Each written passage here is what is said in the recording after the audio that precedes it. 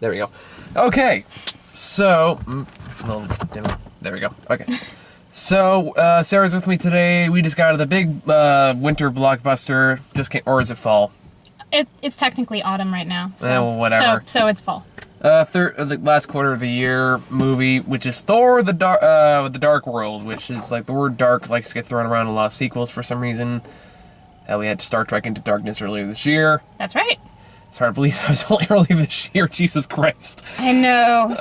Time is a very trippy thing. I don't know about any of you, but this year has been just whizzing by, and it's almost all a blur for me. It feels like an eternity for me. I feel like I saw a movie 43 years ago.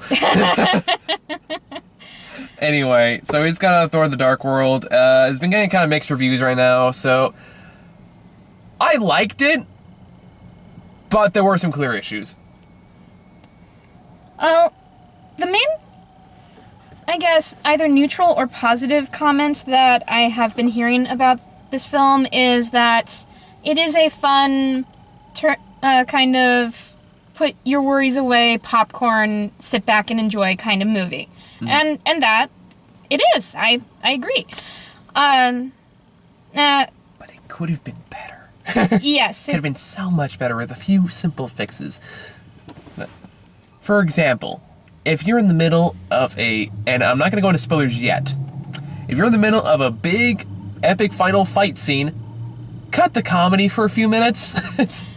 There are various one-liners and stuff in here, which... Now, granted, to be fair, the comedy in this is 10 times better than the one in Thor 1. Oh, yes. It's delivered well, it's timed well, it's better written. It's much more cleverly written, and provides levity. I chuckled and laughed about as much as I was thrilled by all the suspense in this. I was mostly okay with it, again, until the final fight scene, and then it got really distracting. And again, we'll kind of go into reasons why later, for the sake of just avoiding spoilers until absolutely necessary. But, Oh, and if you haven't already heard, there are two after-credits scenes that, if you're a diehard fan, you will want to stay in the theater for. We'll talk about those. We'll talk about those too, because the first one in particular is a big gossip. Is going to be a big gossip piece until the next Marvel movie comes out next year. Because I got most of the references, but I'll explain them too. But because you're a comic book nerd, so yes, I am. So you got much more of this than I did. But for if I have any fellow Whovians out there, the Nice Doctor is the villain in this. It's so cool.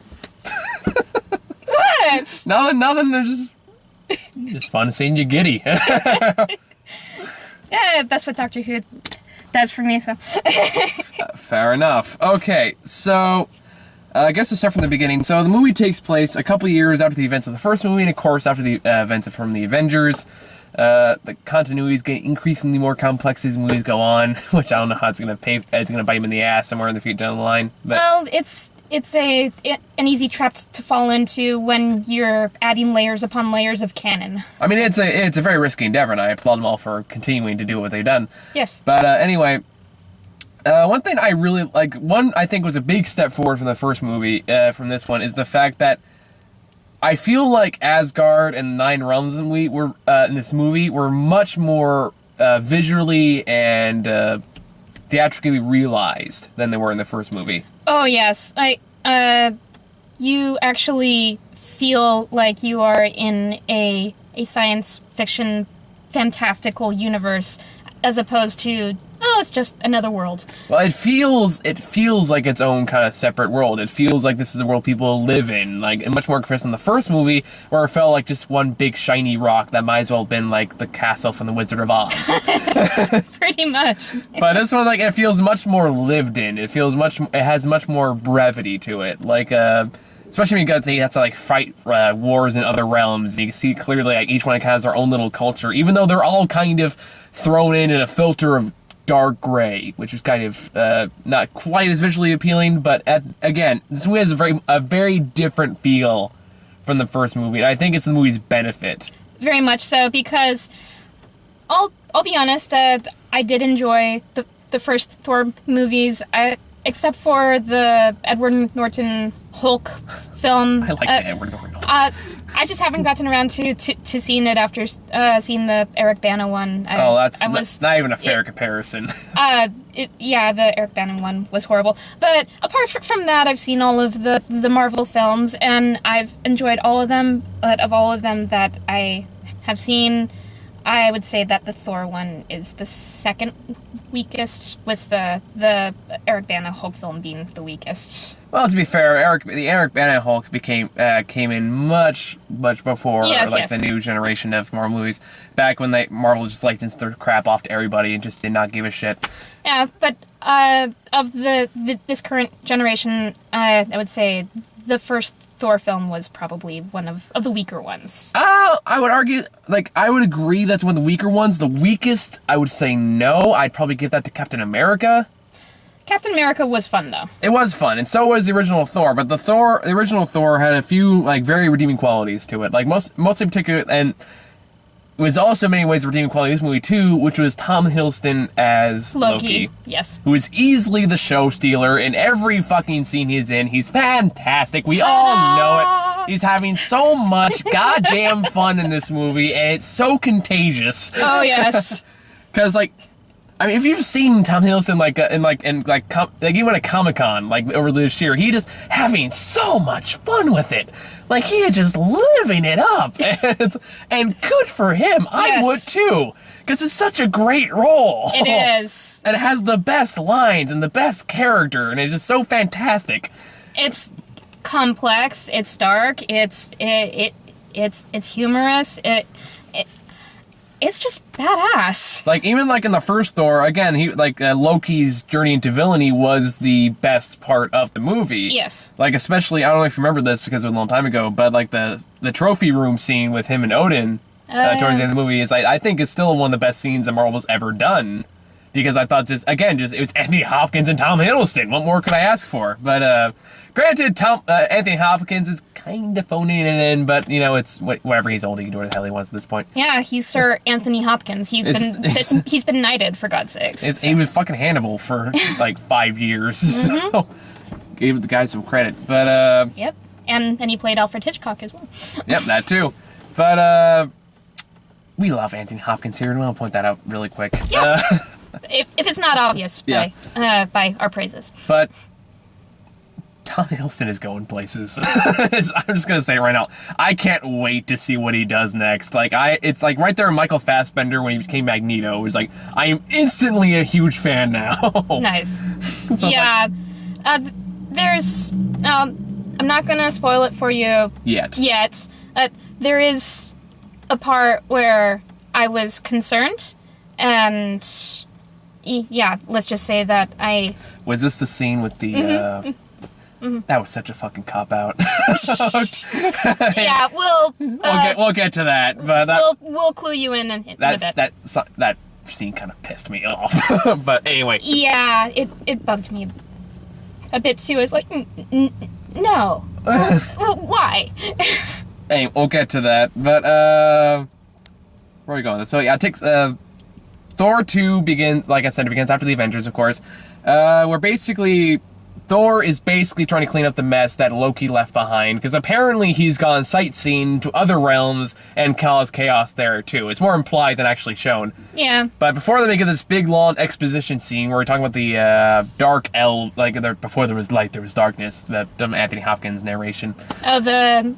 exposition. The exposition where they have, the war with the dark elves, and, of course, you have the evil... main dark elf named, what was his name, Mordecai, Malachi, something like that? Malachi, I think. Okay, Malachi, I'm gonna go Malachi, you can correct me in the comments if I'm wrong. Yeah, or some variation thereof. Yeah, who's played by, as Sarah pointed out, the Ninth Doctor. A.K.A. Christopher Eccleston, which, it was very interesting to see him in this role, so. As shallow as the character was, and his character is unfortunately very shallow, especially compared to the very, very complex Loki from the first movie. He is, but that being said, he's still fun to watch. Yeah, if you think he was fun to watch in here, you would You would like his version of the Doctor. Anyway. Fair enough.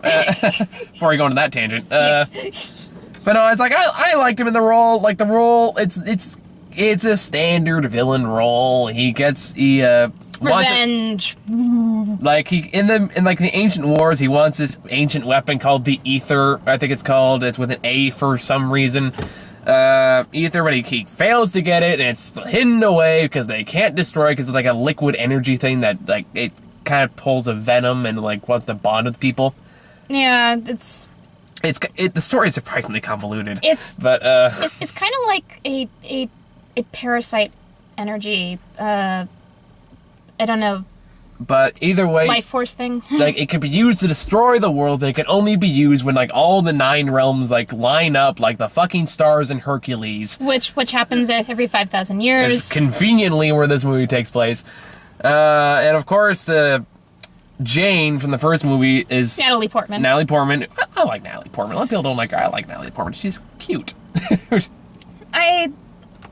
This is one of the few roles that I really like her in. I liked her. I thought she was... I mean, granted, if Thor was going to go with anyone, I'd probably go with Lady Sif, because she's much more of a badass. Yes, she is. But that being said, Natalie Portman, she's cute. She's got that, like, little puppy dog thing that's kind of hard not to like. She's also Jewish. Is she really? Yes. Oh. Really? Because I've heard that Lonely Island song she did. Anyway, I'll have to look that up. You'll know my surprise when you listen to it. Okay. Anyway, where's it going with this? So she's still off. She misses Thor, and she's still very socially awkward. And have with her intern, played by Kat Dennings, I think it is something Dennings. I just know the character name. I don't know the name of the actress. What's the character name again? Darcy. Okay, so Darcy's back in the first movie, and I did not like Darcy in the first movie. I thought she was really irritating because, again, her writing was not really up to snuff in that movie. Yes, but it's much better in this one. It's vastly improved. Much better, because, like, oh my god, I can actually tolerate you now. She made me laugh in this one. No, she did. She actually did few pretty good ones. Even, like, another kind of nameless intern that you don't really care about. He's just kind of there. Yeah. As the offhand guy. And, of course, Eric, played by the guy from Good Will Hunting, who no one remembers his name, is back in this, but he's gone a little nutso after the events from the Avengers, even though that's never really explored and just kind of dismissed after the halfway point. Well, there is kind of one throwaway line that touches on it, where he says, "Have you ever had a god in your head? I wouldn't recommend it." Yeah, it's kind of, there's a lot of, like, throwaway plot lines, like which of course was a tie back to the Avengers. Yeah, of course, but like, there's a few throwaway plot lines. Like, there's a very, very, very brief, like, little subplot between like love, like, they try to form like a love triangle between Thor and Jane and Lady Sif, and then within, like, the first scene they talk about it, it's immediately dismissed, and it's never brought up again. So it's like, well, that was kind of pointless. That was, yes. I guess because Odin wanted Thor to forget about Jane because she's mortal and so on and so forth. So it's time for you to wed, and he tries to encourage Thor to pursue Lady Sif, but of course Thor is in love with Jane Foster. So. Yeah, and then, of course, so that's almost immediately dismissed after it's brought up. And I guess maybe they wanted to do more with it, but they didn't have enough time or the budget, or I don't know what, but either way, it just... Maybe a combination thereof. Either way, it's gone. Maybe there's some stuff in deleted scenes, who knows. But there's also a fun little throwback to the comics, or very early on in the movie, when Thor is fighting off the barbarian kind of guys on the island. There's a part where the giant rock monster comes back. That's actually a reference to the comics. Oh, really? Like in one of the earlier Thor comics, like when he's first introduced, he fought like a race of rock monsters that looked exactly like that. I think they're the one he fought in particular, I think it was called Gorg, or something like that, with a K-O-R-G. I don't know how you pronounce it. Either way, he eventually goes on to team up with the Hulk, actually, in the future. Comic books. Not kidding. Okay, then. So, comic books. Anyway, so that happens, and of course, Jane accidentally discovers the ether after this discovering some gravity anomalies in London. AKA physics going awry. The physics going awry, and they have some fun scenes with that. Then she gets possessed by the ether stuff, and then Thor realizes that something's in trouble because Heimdall, the guy, the gatekeeper who sucks at his job. It's like, you had one fucking job, man. One fucking job, and you screw it up. Well, he's been doing it for how many thousands of years? You think he'd be good at it? Well, I mean... I'm just saying, you have one job, one single job. You stand there and watch things. That's your whole purpose. You don't even have a goddamn television. Well, the universe is his television. Fair enough. You have nothing else to stare at then. You have no excuses. I don't care for some invisibility thing. He has everything to stare at all the time. That's still not an excuse. He still hasn't seen this coming. I'm not the first one to point this out either. It was invisible. He still should have seen it coming. It's not. How can you see what's invisible? I saw it. It's not like it's well invisible. Like, it's not like it's like the fucking Predator. You can see it. It's just it has the colors of the background. Camouflage. That's why it's called camouflage. And even I was like, oh shit, gonna fuck that one up. And then he runs after. Anyway, I'm jumping ahead of myself a little bit. So Thor comes in, realizes that she has it, and he takes her back to Asgard to kind of like investigate it. And immediately after that, Heimdall fails at his job, and Dark Elves invade the place, in which case, this is one of the things that really kind of distracted me, whereas out of nowhere, the Asgards now have fucking turrets. That should not bug me as much as it did, but I was like, oh, I'm sorry, Star Wars Episode 3. Yeah. You seem to have delved into the wrong genre. This is more of a fantasy story. Can you please take your spaceships and your turrets and your oven gubbin guns and go somewhere else? But no, they keep And grenades. And grenades. So it's like, yeah, it felt really out of place. Black hole grenades, no less. Black hole grenades and turrets and spaceships and like fucking energy shields and everything. I was like, oh, really? Because up to this point we're pulling up a pretty convincing fantasy world thing going on here. And now you're pulling guns on me. And then, of course, even like the other elves, who might as well be aliens, have guns. Well, technically they are aliens, but that's a whole other thing. Yeah. And they keep shooting people who have swords and shields. You have turrets! You have the technology! Yeah, so that scene kind of made me think of something I learned in a history class about a battle between the Egyptian Mamluks and Napoleon's army, which was very much a battle between guns and swords, and what do you think would win out? Napoleon's army, guns. There's a reason why they say don't bring a knife to a gunfight. Yeah. So obviously they annihilate them because they think, hey, if we have this gun technology, why don't we use it? No, swords are much cooler. Let's go with that. We all don't have our magical hammers of power and all that shit. Mm-hmm. I will give Chris Hemsworth major credit on this one. He's clearly gotten much more comfortable in the role as Thor than he was in the first movie. Yes. And he does it much more convincingly as a result. Because let's face it, I like the first Thor, but Chris Hemsworth was really cheesy in that movie. He was good eye candy, though. I'll admit, even I was impressed. I was like, damn, good job. Okay. Yep. Not gay, but... good on you. It's kind of like Superman and Man of Steel. I was like, not gay, but I want to bounce quarters off your pecs. Yeah. Just to see what would happen. I mean, anyway. Basically, yes. It's like, hey, I'm comfortable under my sexuality. You say it. I don't care. That's fine. Anyway, back to what I was saying. What was I saying? All right, back to Asgard. The actor who plays Thor is more settled into his role. Right now, I was on Star Wars and fantasy. Yes. That's what I was on. So obviously, Guns versus knives. Guns versus knives, and of course Loki is back in this movie. Obviously, it's because Tom Hiddleston's got so insanely popular after the events of the last couple movies. Yes. There's like, we have to rein back, and I'm glad they did, because again, too. he's having such a goddamn great time doing it. Oh, like we'll get to the Captain America thing. Yes.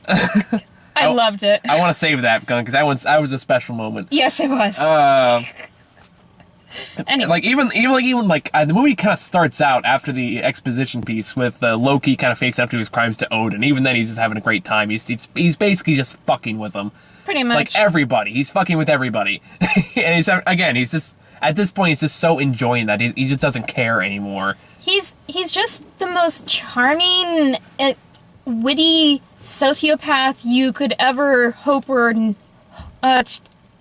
could ever hope to meet or avoid. And he's just a great complex character. Yes. Like, he actually has motivation in comparison. Like, I listed Loki as my favorite character from, I think it was 2011. Yeah, I watched that video. Yeah, so it's like, obviously I'm a huge fan of the character. I'm a huge fan of the portrayal of the character. So, like, I'm really glad to see that it's still kind of growing from the first movie. It's kind of funny to see where we started at where it is now. And not to mention his motivation is kind of cleared up a little bit from the Avengers, because that was kind of confusing for a lot of people. Well, his motivation or plan in the Avengers was rather broad. Yeah, like, it was kind of confusing what his motivations were, what he was trying to accomplish. It's kind of more clarified a little bit in this, which is kind of nice to see. Yes, because it was very broad and vague. In the Avengers, he just wanted to rule over people. And this one is kind of giving more reason why. So it's like, that was kind of... I'm sorry, I cut you off there. No. You know more about this stuff than I do. No, it's like, it does kind of fit with the comic books, which is... there's actually a fascinating little story that's actually made into, like, a motion comic that's on Netflix. But, like, the funny thing is, like, when Thor is good, it's amazing because the dialogue and the writing can be borderline Shakespeare. Like, it has that potential, like, the way the worlds are set, the way the world's set, the way they talk, and the way they act. It's very Shakespearean in its execution. Now, granted, I don't think we're ever going to see that in a Thor movie. No. But just kind of taking that perspective into it, it's like, there's great potential. Loki's has always been that complex character who's always basically blamed everyone else for his own problems. Like Hamlet? Exactly, yeah, kind of like Hamlet. I don't know what your way. Like, he blames Thor, he blames Odin, he blames Asgard, he blames everyone else for his misfortune except himself. And, like, he's basically just always trying to prove something. Like, that's kind of the point of the character. And that was clear in the original Thor, that was clear in the Avengers, and that's clear here now. Like, and he's basically trying to prove that he is either better or that he can do it. So from that perspective, that character's always been interesting. How well that conveys in the movie, I guess, really depends on you, I guess, as the viewer. I'm not saying you specifically, I mean you in general. Mm-hmm. But, the viewing audience of the film. Yeah, so it's like, I'm a comic book fan, so that's what I see. I'd be kind of curious to see, like, someone who hasn't read the comics about their perspective on this. Which would be myself. Yep, so it's like, if you're watching this and you're one of those people, please leave a comment, because I genuinely want to know. How did it come out for you? I guess I should say, since you are one of these people, like, how did you see it? How did I see Loki's character arc and motivation? Yeah. I think that it's following a certain path or trajectory that I like that it's all connected. I still think that he had a very vague motivation in the Avengers. It was touched on a little bit here, not very much, because, well, of course, he's a very charismatic actor and character and gives an amazing performance that I loved. I wouldn't have quite gotten as much out of the film as, say, you did as an informed Thor fan. So I enjoyed it, but it's still a little vague for me now. Of course, I know that Loki is the god of mischief from the Norse pantheon, because I'm fascinated by mythology and stuff like that. But just, I'm still curious to see more depth and more elaboration and expansion off of what we've seen on screen. Based on the ending, I'm sure we'll probably get that eventually. Add more on that later. Mm-hmm. So yeah, what happens is, and we're getting spoilers from here on in, so if you don't want to see any spoilers, we both recommend it. I would say it's a fun time. Yes. But, so it's at least worth a matinee price. There you go. Yeah, I'd agree on that. So basically what happens is they invade, and the Malachi guy goes into like Odin's wife's chamber where she's protecting Jane.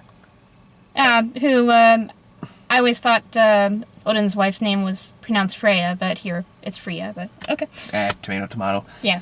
Anyway, so basically he ends up killing her and getting the trademark like half burn off face from Thor, which he has in the comics.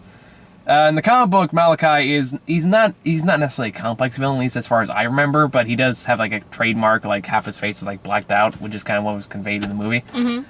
But so he escapes in his spaceship, which I'm irritated to say in a fucking Thor movie, but it is what it is. So he flies off to kind of like lick his wounds a little bit. Meanwhile, he has his big bodyguard that's been converted into super big bodyguard. I mean, oddly enough looks like the Predator. Yes, he's wearing similar armor, and he breaks the Asgardian prisoners out of the dungeon, but leaves Loki there. Because even though Loki gives him directions of where to go. Yeah, that comes into play later on in the movie. But after their mother dies, Odin basically decides, okay, we're not going to go attack him, we're going to wait for them to come to us, because I have to come back, and we'll basically fight down to the last man. I missed a bit of this because I went to the bathroom, so I don't think I missed anything too important. No, you, basically what you missed was, Thor and Odin talking and disagreeing about what to do. Okay, and that's kind of where it comes into play, where Thor thinks we should go into the dark world and face Malachi and bring Jane with him so he can extract the ether and then destroy it and him at the same time. Yes. Of course, that's what basically Odin says, no, we're not doing that, we're going to lock down. So basically the only way to get out is with Loki's help. So that led to one I thought was a very funny line, and I think okay, now we can talk about the Captain America thing. Before I get into the line. But, so Thor, they bring this big elaborate plan with all Thor and his amazing friends, go inside to break Loki out, and Loki immediately starts fucking with Thor. Yes. And one way that was just amazing, and I don't know how they got Chris Evans to do it. But it was awesome. Where it's like this alone made the movie. So he starts messing with illusions and transforming like Thor into Lady Sif and then like or into guards and stuff like that. And then out of nowhere, it's like, no, maybe she's something you're more familiar with. Then he transforms into Captain America. It's like, ooh, I feel the vigor and the patriotism and surging through me, but it's rather tight. Basically, it's making fun of the suit and the over-dramatic patriotism that the character kind of exerts and all that stuff. It was a great moment of self-awareness on the part of the movie and the part of the character. So it's like, okay, point to you, movie. This makes up for, getting your Star Wars into my Thor. But that sounds dirty when I say it out loud. Yes, it does, actually. Anyway. So that happens, and of course there's a part where after everyone, they run to Loki, and he says, if you betray me, I'll kill you, basically, and eventually, then just watch the movie. I'm gonna kill it if I say it here, so just go watch it. Yes. You'll see what I'm talking about there. And again, Thor, Loki has some of the best fucking lines. He just keeps messing with him over and over, and just kind of like poking the bear. Yes. Just see what will come out, and it's just hilarious, and it's fantastic. But eventually, they get to the Dark World after a big elaborate chase scene. Yes. Watch the movie. Yes. And they get there, and of course, there's a big shocking scene that was revealed at Comic-Con, and is also the biggest fucking cop-out in the movie. Yeah. And massive spoilers ahead here. Yes. Which is like, because if they had the balls to do what they did here, this would have been amazing. Yes. But they chickened the fuck out. It would have been very touching, and it would have given the character of Thor much more. I know I keep saying this in this review, but it would have given Thor more depth. Are we talking about the same thing here? Well, so what happens here? If you were to lose somebody you cared about, it would force you to grow and mature. Oh, no, we're talking about different things here. Okay. What I'm talking about is, spoiler, Thor getting his hand cut off. Oh, yeah. Yeah, that... You did not like that scene, I take it. Okay, this may make me slightly less less popular with you, but I was actually glad and relieved when it turned to be a fake out. Really? I thought that would have been really fucking bold if they'd gone through with that. Because A, it's more fitting to Loki's character. Like, I get they're brothers, and I get that their dynamic is fascinating in that regard. But it's still Loki. At the same time, like, what happens is, Thor has Loki in handcuffs at the point right before they confront Malachi, and right before he does, he takes the handcuffs off, and then Loki immediately stabs him. Yes. And then when he summons the hammer, he cuts his arm off, and the hammer goes flying away. It's like, if they follow through with that, like, because again, I felt like it was more fitting towards Loki's character. But yes, it was very suspenseful, but you don't want to cripple your main hero. Well, I mean, like, I'm sure they have stuff on Asgard that can make him a new arm, but like, I thought that's what they were going to do. I thought this is the more dramatic implications of it. Like even the dialogue that followed it, Loki was perfectly in character. Yes, he was. Like, it was like do you think I really gave a shit about her or him? It's like all I care about is basically revenge, blah blah blah blah. Yeah. But it's like, I thought that would be more fitting for the character, but no, they copped out. Turns out it was a setup, and then Loki's really on the side of the angels, and that kind of irritated me. But it showed that it was all part of the plan, and it was all very clever, and it was actually, at least for somebody like me who likes to root for a happy ending, it was nice to see them working together. But at the same time, again, it kind of comes back to the kind of like Shakespearean tragedy of the characters. Granted, it's not, you can only do so much with that in a Marvel superhero movie, but still, is the fact that, yeah, they're brothers, but like they'll always be confrontational. They'll always be fighting each other. That's kind of the point of the two characters. So it's like, I felt like the way they did initially would have been much more fitting for their relationship, and it would have made more sense to me rather than all of a sudden now we're working together, woohoo. But fair enough. I like I said, I'm a sucker for a happy ending, and I don't like seeing my heroes get hurt, so we'll have to... Oh, Thor would have been fine. It's like they're gonna kill him off, come on. It's always been movie over really fast. Thor, that's the end. He's dead. Malachi wins. Be off with you now.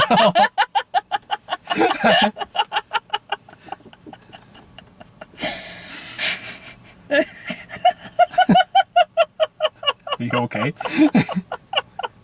Keep talking. Keep talking. I need a... Jesus! I'm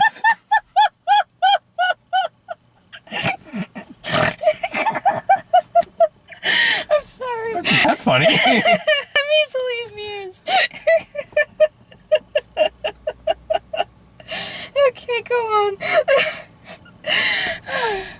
I need it. Go on, talk. Go ahead.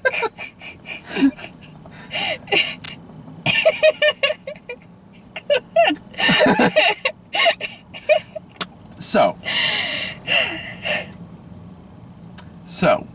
that happened. It was a kind of a cheap cop-out, and then pretty much right afterwards, Thor starts battling the Predator. And he have the inevitable moment where it looks like Thor's gonna lose, and then Loki sees what's happening and decides, okay, I have to save him, and then rah, stab, and then it turns out Loki gets stabbed too, kind of, sort of, not really. Again, spoiler towards the end. Yeah. Which, come on. Like, they tease that they have a moment between Thor and Loki, which was well done. I'm not gonna say it was a great scene, but I thought it was well done. It was touching. Where, like, Loki apparently dies, but you know he doesn't really die. So, when I saw this, I wasn't sure that he wasn't really going to die. I was just hoping that he wasn't really dead, because when he, quote-unquote, dies, I thought to myself, well, that sucks. It's like, come on, like, Tom Hiddleston, like, character Loki has gone through the roof in popularity since the movie's release. There's no way they would have the balls to kill him off in the second sequel. You know what I mean? Yeah. Second movie in the franchise. But it's like, there's no way. they have way more plans for that character. Like, every Marvel executive has made a point to say they think Loki's like the big bad of the Marvel universe, pretty much. He's definitely the most charismatic. So, like, they're planning to do more shit with him. There was no way they were gonna kill him off. We all knew it. And of course, he doesn't die. He goes back to Asgard to report to Odin, and then stuff happens at the very end of the movie. Yeah. What was I gonna say? All right, but meanwhile, the ether is extracted from Jane, and it turns out that they really want to go back to Earth. Like, Malachi's gonna go back to Earth. Which Jane sees as the ether is being extracted from her, and from a visual standpoint, okay, I don't know how much you know about Norse mythology, but if you look at one of the visuals from a certain way, it looks like the Tree of Life. So the Tree of Life makes a cameo in this. Yeah, so I appreciated that. No, I know what the Tree of Life is. I mean, they clearly show it, like, in, like, towards Odin's throne room. You see the big, huge tree with, like galaxies hanging on the branches and stuff like that. That was the Tree of Life. Like, even I got that reference. Okay, good. But anyway. So, where was I? Yes, going to Earth. So, it turns out Malachi wants to use the ether to destroy all universes into eternal blackness with the... What do they call it? The conjoining or something? The convergence. Convergence. That was it. With the Convergence Alliance. Which only happens every 5,000 years and is happening now. Conveniently. And, of course, it leads to a big battle, and that the part where it kind of irritated me, where it's like, goes from the epic battle area to fucking slapstick. Which, the humor worked fine up to this point, but it's like, you're on the final battle. It's supposed to be epic and drawn out. You can stop with the jokes for a few minutes. Even though I enjoyed the jokes, I can concede that, yes, it does break some of the tension, which may be why they chose to include the jokes, so people, people's hearts don't, Well, it's really hard to take your main villain. It's really hard to take your main villain seriously when there's a scene with him and Thor sliding down a window. True enough. That was a little over the top. It's like, I'm supposed to take this villain seriously, right? They were also trying to demonstrate how the molecular structure of the universe was falling in on itself. Yeah, but that's still, it was a stupid slapstick moment. That's like if in Captain America they had a scene where Red Skull was in a ballroom dancing with Belle. Okay, fair point. It's like, I can't take you seriously after that, and I couldn't. I mean, granted that it's a one-note villain as it is, don't make it harder for me to take him seriously. But, so of course you have the big tussle, and the final encounter where Thor, like, kind of sort of sacrifices himself to save all the universes and saves the day, and then him and Jane kiss, and there's that beautiful moment. And then he goes back to Asgard to face basically treason charges. Yes. And Odin basically tells him, do whatever the hell you want. Well, Odin. Well, Odin, quote unquote, because it really turns out it's Loki in disguise. Yes. I kind of saw that coming, because I can tell they were going to set up some kind of teaser. But, yeah, that's basically set up for Thor 3, or maybe Avengers 3, whatever the hell they're going to use it for. But, yeah, that's the movie. Yes, that is the movie. Do we want to talk about the after credit scenes? Yes, because this is some exciting shit. So, and this is your area of expertise. This is my area of expertise. So, there were two extra credit scenes. Second one is more just an epilogue scene. They're not hugely important. It just basically shows Thor going back to Earth to make out with Natalie Portman. Which, granted, I would go back to Earth for too. This first one, though, is much more important in comparison, because what happens is it shows Lady Sif? Lady Sif and the big guy, whose name I forget. It's all Greek mythology names. It's so hard to keep track of them. Well, Norse mythology names, but... Yeah, whatever. Anyway. Right, now I remember. Okay.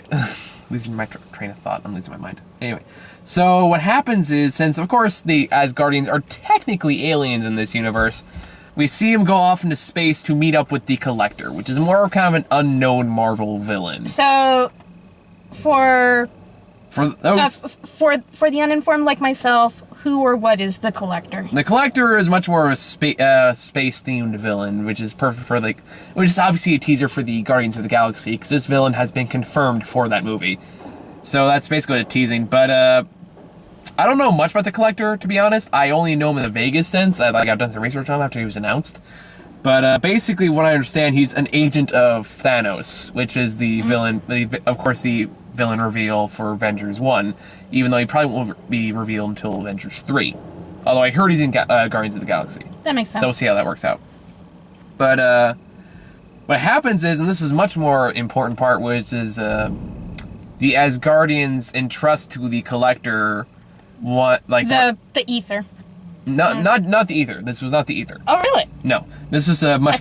I thought that it was. No, this is much more important than the ether. Oh. What they entrust to him is one of the Infinity Gems. Now, for those who are not aware, the Infinity Gems is one of 6 gems. Each one controls like a different matter of reality. When they all combine together in what's called the Infinity Gauntlet, which is like a big, giant golden glove with like 6 gems on each finger, or like in one in the center, I think, something like that. Basically controls all of reality.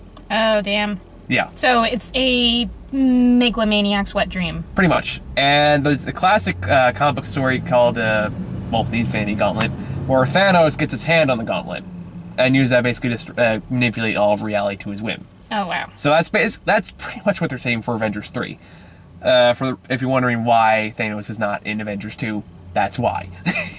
They have to build up to it. Got it. Because I don't think there's any way you could top that for another movie. That would be hard to beat, yes.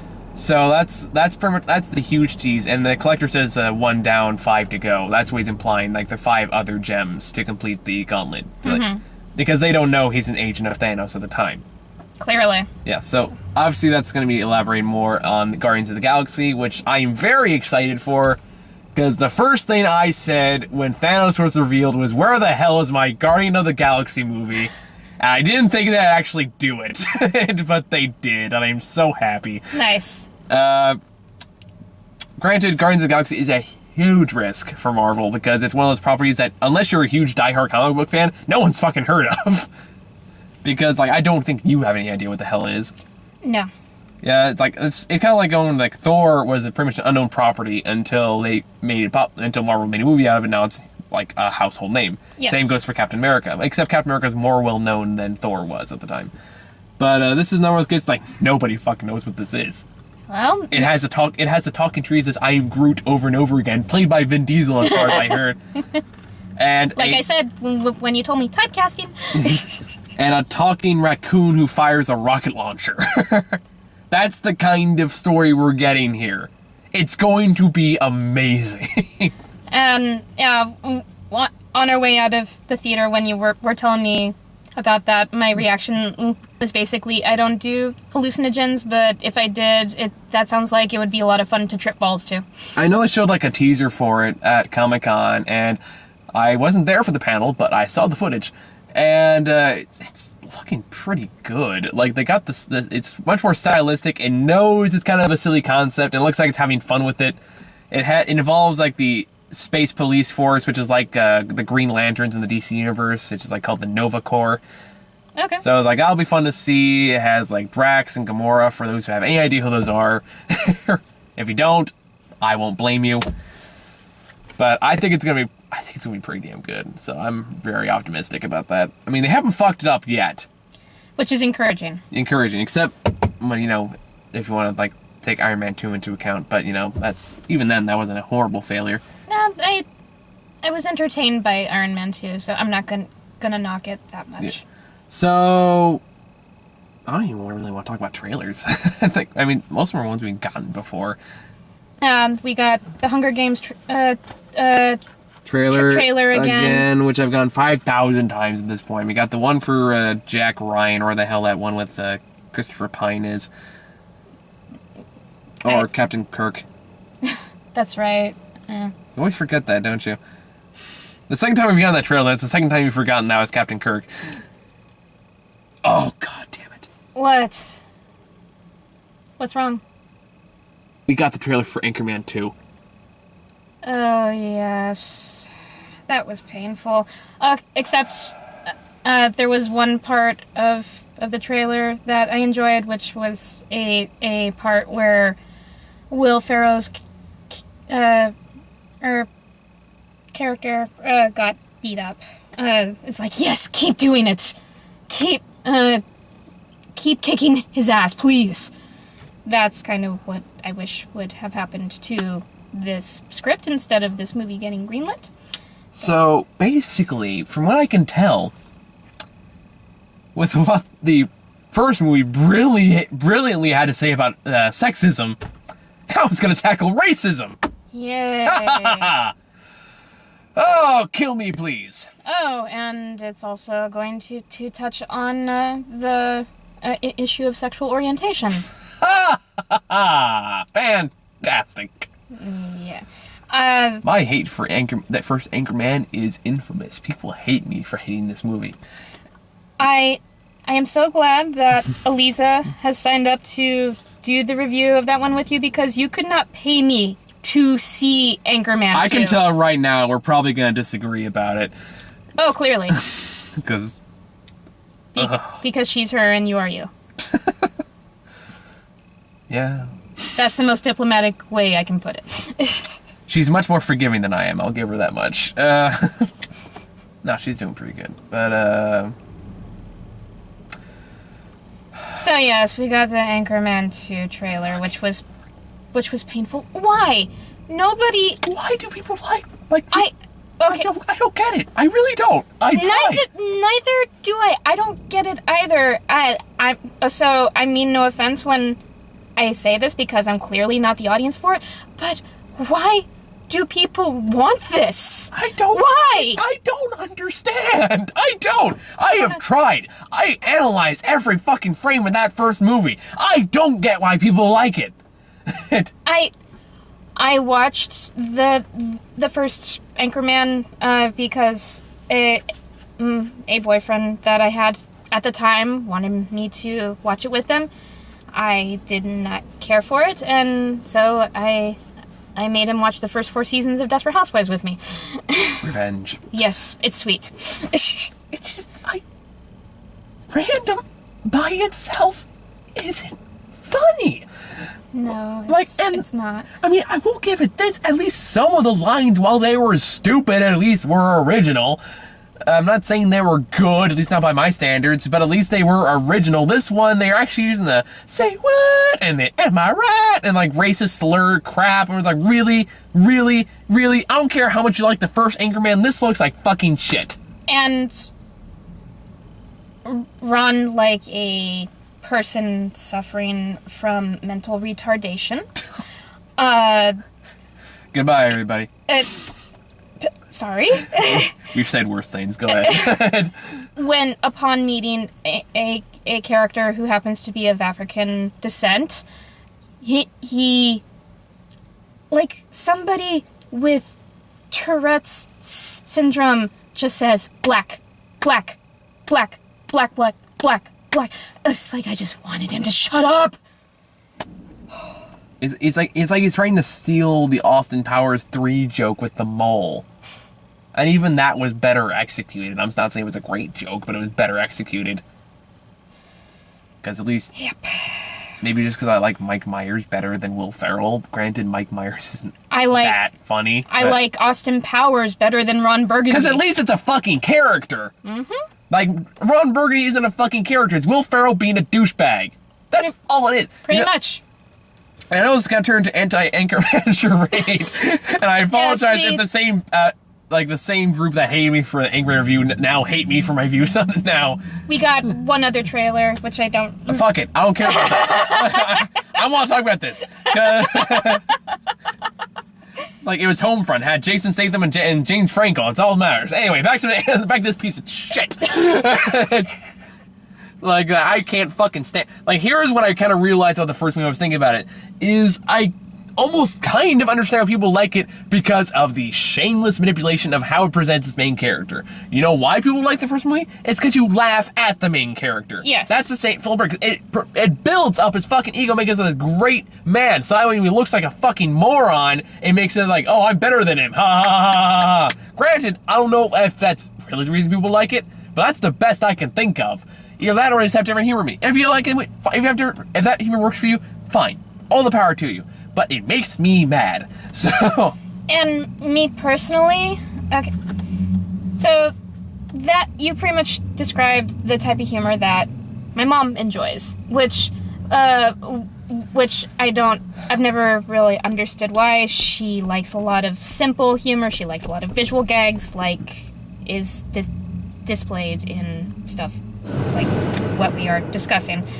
And yet she does not find people like Robin Williams funny. And I personally, the brand of humor that gets me chuckling is that type of humor, which contains wit and cleverness and effort and observations of the world and reality and intelligence and intellect and smarts.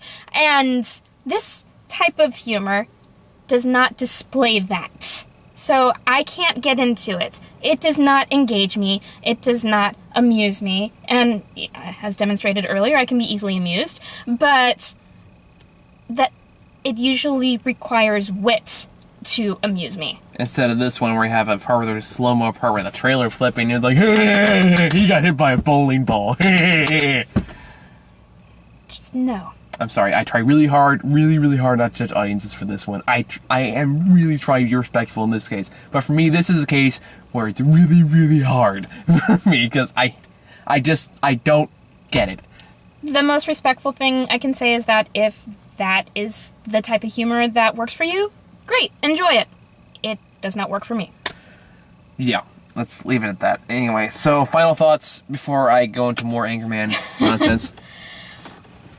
I would recommend seeing Thor: The Dark World. It's at least worth a matinee. Tom Hiddleston is great as Loki, and it made me happy to see the Ninth Doctor as the villain, and yay, Doctor Who is celebrating its 50th anniversary in about 11 days, so yay. And you have the countdown set. November 23rd, hello. And yeah, it's a fun time at the movies and continues the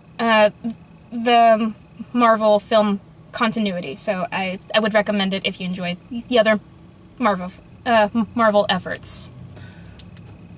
All I have to say is bring on the Guardians, yeah! Anyway, I'm excited. Clearly, I'm a dork when it comes to those kind of comics. But well, comic nerd. Yeah. Well, granted, it's kind of more to stand for, stand-up comedian, but same kind of thing. Yeah. Anyway, that's all we got. So I can't wait for Guardians of the Galaxy, and that's about it. So I'll see you all. What do we got next? Oh, the one we're gonna try to check out 12 Years a Slave this week. Oh, I want in on that. Yep, I got you down for that, and only if I'm gonna throw Lisa in there too. I want to see what she can. I want to put it to a real test. See what she does, and so we'll get that off the ground, and Grant will come too. We don't know if he has work or not, but yep. So that's that. We'll see you all when I see you.